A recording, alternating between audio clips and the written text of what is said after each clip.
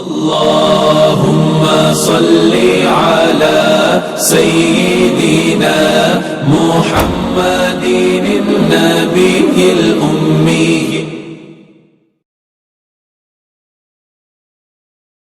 الحمد لله رب العالمين، والصلاة والسلام على سيد المرسلين وعلى آله وأصحابه أجمعين، أما بعد فأعوذ بالله من الشيطان الرجيم. بسم الله الرحمن الرحيم. أقيموا الصلاة وآتوا الزكاة. صلی اللہ علی النبی الأمی وآلہ صلی اللہ علیہ وسلم. صلاة و سلام علیک یا رسول اللہ.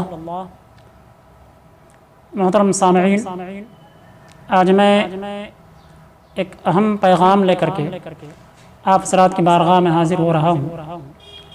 وہ پیغام یہ ہے کہ اس ماہ مبارک میں زکوٰۃ کے حوالے سے، چونکہ ہمارے ہندوستان میں عام طور سے لوگ ماہ رمضان ہی میں زکوٰۃ ادا کیا کرتے ہیں.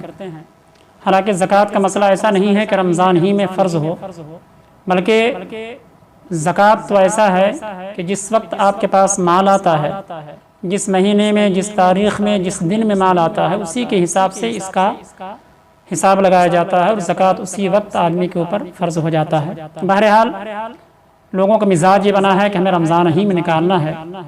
تو اس کے حوالے سے چند باتیں میں آپ حضرات کے سامنے عرض کروں. وہ یہ کہ اللہ تبارک و تعالیٰ نے قرآن مقدس میں نماز کے ذکر کے ساتھ ساتھ زکوٰۃ کا بھی ذکر قرآن میں کیا ہے. کم و بیش 23 مقامات پر نماز کے ساتھ ساتھ زکوٰۃ کا بھی ذکر ہوا، یعنی زکوٰۃ دینے کا بھی حکم ہوا ہے. تو اس طور پر اگر آپ دیکھیں گے تو ارکان اسلام میں سے ایک رکن زکوٰۃ بھی ہے، جس کی اہمیت اور فضیلت سے قرآن و احادیث بھرے پڑے ہیں. پیارے آقا صلی اللہ تعالیٰ علیہ وسلم نے ارشاد فرمایا کہ جو مالک نصاب ہو، جس کے اوپر زکوٰۃ فرض ہو، اور وہ زکوٰۃ ادا نہ کرے تو آقا کریم علیہ السلام ارشاد فرماتے ہیں کہ وہ مال اس کے لیے کل قیامت کے دن اس کے لیے عذاب کی شکل میں ایک سانپ کی طرح ہو جائے گا اور اس کے گلے میں لپیٹ دیا جائے گا. اس طرح سے عذاب کی کئی احادیث مبارکہ موجود ہیں جو زکوٰۃ نہ دینے والوں کے لیے ہیں. بہرحال حضرات، میں سمجھتا ہوں کہ جو بھی مومن مسلمان ہے وہ کبھی یہ نہ چاہے گا کہ ہم زکوٰۃ ادا نہ کریں، اس لیے کہ آقا علیہ السلام نے ارشاد فرمایا کہ زکوٰۃ تو یہ مال کی گندگی ہے. اس گندگی کو رکھنے سے دوسرے مال بھی خراب ہو جاتے ہیں.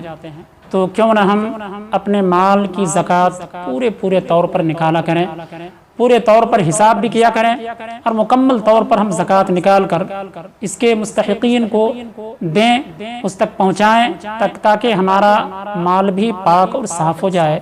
آقا علیہ السلام نے یہاں تک ارشاد فرمایا کہ جو شخص اپنے مال کا زکوٰۃ نکالتا ہے تو وہ مال اللہ کی حفاظت میں چلا جاتا ہے. اب اس مال کو کسی چیز کا خوف نہیں ہے. جس مال کا زکوٰۃ نکال دیا گیا، آپ سمجھ لیں کہ وہ مال اللہ کی حفاظت میں چلا گیا. اب نہ اسے آگ لگ سکتی ہے، نہ ہی وہ چوری ہو سکتا ہے، اور نہ ہی کہیں وہ غائب ہو سکتا ہے، یعنی کچھ بھی نہیں ہو سکتا.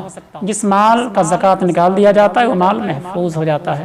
تو حضرات، میں آپ کو یہاں کچھ باتیں عرض کرنے کی کوشش یہ کروں گا کہ زکوٰۃ کن لوگوں پر فرض ہے. حدیث پاک میں اللہ کے رسول صلی اللہ علیہ وسلم نے ارشاد فرمایا کہ جس کے پاس 7.5 تولہ سونا ہو یا اس کی رقم، یا جس کے پاس 52.5 تولہ چاندی ہو یا اس کی رقم جس کے پاس ہو، اس کے اوپر زکوٰۃ فرض ہے. اب اس میں آپ غور کریں، ایسا نہیں ہے کہ صرف سونا ہو تبھی آپ کے اوپر زکوٰۃ فرض ہے، یا صرف چاندی ہو تبھی زکوٰۃ فرض ہے، بلکہ کبھی کبھی ایسا بھی ہوتا ہے کہ کچھ سونا ہمارے پاس موجود ہے اور کچھ چاندی موجود ہے. دونوں کو اگر ملا دیا جائے، دونوں کے رقم کو ملا دیا جائے تو زکوٰۃ اس کے اوپر فرض ہو جاتا ہے.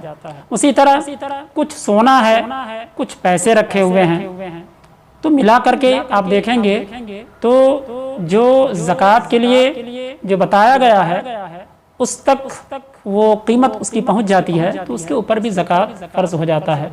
تو جس کے پاس اتنے سونے ہوں یا چاندی ہوں یا مال ہو تو آپ اس کا زکوٰۃ ضرور نکالیں۔ عام طور سے دیکھا یہ جاتا ہے کہ لوگوں کے پاس جو کیش پیسے ہوتے ہیں یا سونے چاندی ہوتے ہیں اسی کا زکوٰۃ لوگ نکالا کرتے ہیں، جبکہ حکم یہ ہے کہ آپ کے پاس جو کیش ہے اس کو بھی حساب میں لائیں، جو آپ کے پاس بینک میں ہے اس کو بھی حساب میں لائیں، جو آپ نے بینک میں ڈپوزٹ کر رکھے ہیں اس کو بھی آپ کو حساب میں لانا ہے۔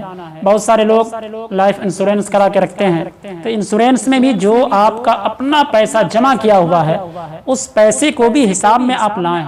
اس کے بعد کسی کو اگر آپ نے قرض دیا ہے، کچھ پیسے قرض دیا ہے، تو اس قرض کے پیسے کو بھی آپ اپنے حساب میں لائیں۔ اس طرح سے ان سارے پیسوں کو جوڑ کر کے آپ دیکھیں کہ آپ کے پاس کتنا رقم ہو رہا ہے۔ جتنا رقم ہوتا ہے اس تمام رقم کو ایک ساتھ جوڑ کر کے اس کا 2.5% یعنی 2.5% آپ کو پورے مال کا 2.5% ہی آپ کو زکوٰۃ میں نکالنا ہے۔ اتنا مال آپ نکال دیں اور اس کے حقدار تک اس کو پہنچا دیں۔ یہاں میں ایک بات ضمناً عرض کر دوں کہ زکوٰۃ کس کو دینا ہے، تو یہ تفصیل میں نہیں بتانا چاہتا، لیکن جو عام طور سے جو باتیں ہیں جو لوگ جاننا چاہتے ہیں یا جن کو نہیں معلوم ہے وہ یہ ہے کہ باپ ماں ان لوگوں کو زکوٰۃ کا رقم نہیں دینا ہے آپ کو، بیٹا بیٹی ان کی اولادوں کو بھی آپ کو زکوٰۃ کا رقم نہیں دینا ہے، اور جن کو دیا جا سکتا ہے اس میں سے چچا ہیں، چاچی ہیں، خالہ ہیں، خالو ہیں۔ اس کے بعد آپ بھائی کو بھی اگر اس لائق ہیں تو زکوٰۃ کی رقم دے سکتے ہیں، اپنی بہن کو بھی اور اس کے اولاد کو بھی اگر اس کے لائق ہیں تو آپ زکوٰۃ کی رقم دے سکتے ہیں۔ ان لوگوں کو زکوٰۃ کی رقم دی جا سکتی ہے، اور سب سے بہتر یہ ہے فی زمانہ جو غریب ہیں جو اس کے حقدار ہیں اس کو تو دینا ہے، لیکن اس کے بعد جو سب سے بہتر جگہ جو زکوٰۃ کے لیے ہے وہ یہ ہے کہ دینی ادارے میں آپ اپنے زکوٰۃ کی رقم کو دیں۔ دینی ادارے وہ ادارے جہاں سے قرآن و حدیث کا علم لوگوں کو سکھایا جاتا ہے، جہاں سے بڑے بڑے علماء، حفاظ، قراء، مفتیان کرام تعلیم حاصل کر کے نکلتے ہیں، ایسے اداروں میں آپ کو اپنی زکوٰۃ کی رقم دینا ہے تاکہ وہاں سے دین کی خدمت ہو سکے اور زیادہ سے زیادہ ہمارے مذہب اسلام کے سپاہی پیدا ہو سکیں، حفاظ پیدا ہو سکیں، علماء پیدا ہو سکیں۔ ویسی جگہوں پہ آپ کو اپنی زکوٰۃ کی رقم خاص طور سے دینا ہے، اور جو مدارس اسلامیہ ہیں اس کا خاص خیال رکھا جائے۔ مدارس اسلامیہ جو آپ کے اپنے علاقے میں ہیں ان کا خاص خیال رکھا جائے۔ اور میں تو یہ کہوں گا کہ اس وقت جو اہل سنت والجماعت کی طرف سے جو ایک سب سے بڑی تحریک، غیر سیاسی تحریک اسے کہا جائے، دعوت اسلامی، ایک بہت بڑی تحریک ہے۔ یقیناً آپ اس تحریک کو دیکھیں گے تو آپ کو پتہ چلے گا کہ یہ تحریک آج پوری دنیا میں نیکی کا کام کر رہی ہے، اسلام کی دعوت کا کام کر رہی ہے، سنتوں کی تبلیغ کر رہی ہے، قرآن و احادیث کی تبلیغ اس طور پر کر رہی ہے کہ آج دیکھیں تو دعوت اسلامی یقیناً پوری دنیا میں کم و بیش یہ تحریک پہنچ چکی ہے، اور دعوت اسلامی صرف 1-2 شعبہ پر نہیں بلکہ کم و بیش 108 شعبہ پر یہ کام کر رہی ہے۔ بہت سارے جگہوں پر یہ کام اس طور پر کر رہی ہے کہ لوگوں کو زیادہ سے زیادہ دینی فائدہ پہنچا رہی ہے۔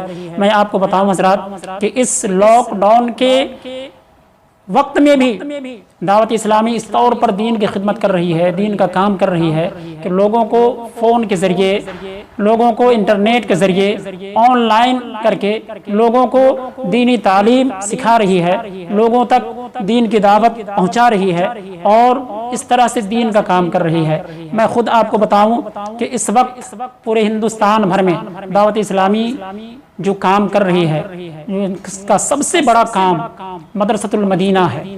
جو مدارس شہروں میں، محلوں میں، گلیوں میں اتنے مدارس کھلے ہوئے ہیں جہاں بچے فری آف کاسٹ پڑھتے ہیں، وہاں اچھے اچھے قراء حضرات، حفاظ پڑھاتے ہیں، اچھے اچھے علماء وہاں پڑھانے والے ہیں، ان بچوں کو مفت میں دینی تعلیم دے رہے ہیں، اور بچے دینی تعلیم سے فیضیاب ہو رہے ہیں۔ تو ان اسٹاف کو، ان مدرسین کو تنخواہ کون دیتا ہے؟ کسی بچے سے کوئی فیس تو نہیں لیا جاتا، ان اسٹاف کو، ان مدرسین کو ظاہر سی بات ہے دعوت اسلامی انہیں تنخواہ دیتی ہے اور اس طور سے بچے پڑھتے ہیں اور دینی تعلیم حاصل کرتے ہیں۔ تو میں سمجھتا ہوں کہ جہاں آپ اپنے علاقے کے دینی مدارس کو آپ تعاون کرتے ہیں، ان میں بڑھ چڑھ کر کے آپ دعوت اسلامی جو پوری دنیا میں اتنی بڑی تحریک ہے، جو پوری دنیا میں چل رہی ہے، یہ زیادہ حقدار ہے آپ کے تعاون کا، آپ کے تعاون کا زیادہ حقدار ہے۔ آپ اس کو بھی توجہ رکھیں اور زیادہ سے زیادہ دعوت اسلامی کو تعاون کرنے کی کوشش کریں تاکہ دعوت اسلامی اور بھی بڑھ چڑھ کر کے زیادہ سے زیادہ دین و سنت کا کام کر سکے۔ یقیناً آج ہمارے آپ کے لیے بلکہ پوری دنیا کے لیے یہ کہہ لیجئے کہ دعوت اسلامی ایک ریڑھ کی ہڈی ہے جو دین کا کام کر رہی ہے اور خوب کر رہی ہے۔ سارے علماء اس پر اتنے متفق ہیں کہ دعوت اسلامی کی طرح آج دنیا میں کوئی بھی دین و سنت کا کام نہیں کر رہا ہے۔ اس لیے ہمیں اور آپ کو چاہیے کہ اپنی زکوٰۃ کی رقم اور بھی صدقہ نافلہ ہو، واجبہ ہو، جو بھی ہو، ہمیں بڑھ چڑھ کر کے چاہیے کہ اس میں تعاون کریں۔ حضرات ایک چیز میں بتا دوں کہ 7.5 تولہ سونا اور 52.5 تولہ چاندی اس وقت اس کی رقم کیا ہو سکتی ہے، تو میں آپ کو بتاؤں کہ 7.5 تولہ جو سونا ہے وہ تقریباً 87 گرام پوائنٹ 43 ملی گرام ہوتے ہیں۔ 7.5 تولہ سونا کتنا ہوتے ہیں؟ 87 گرام پوائنٹ 43 ملی گرام، اور 52.5 تولہ چاندی تقریباً 612 گرام پوائنٹ 41 ملی گرام ہوتا ہے۔ اب اسی اعتبار سے اپنے یہاں جو بھی زیورات ہیں، سونے چاندی ہیں، اس کو آپ دیکھ لیں اور موجودہ جو ریٹ ہے، اس وقت جو اس کا ریٹ بنتا ہے، اسی کے حساب سے اس کی زکوٰۃ نکالیں اور مکمل طور پر اپنے مال کو، اپنی دولت کو اپنے اللہ کی حفاظت میں دے دیں۔ آپ کا مال بھی حفاظت سے رہے گا، آپ بھی حفاظت سے رہیں گے۔ اللہ تبارک و تعالیٰ خوب برکتیں آپ کو عطا فرمائے گا، اور میں دعا کرتا ہوں کہ اللہ تبارک و تعالیٰ سارے ان حضرات کو جو مالک نصاب ہیں صحیح طور پر زکوٰۃ نکالنے اور صحیح جگہ پر زکوٰۃ کی رقم کو دینے کی توفیق عطا فرمائے۔ آمین۔ وآخر دعوانا ان الحمد للہ رب العالمین۔ السلام علیکم ورحمۃ اللہ۔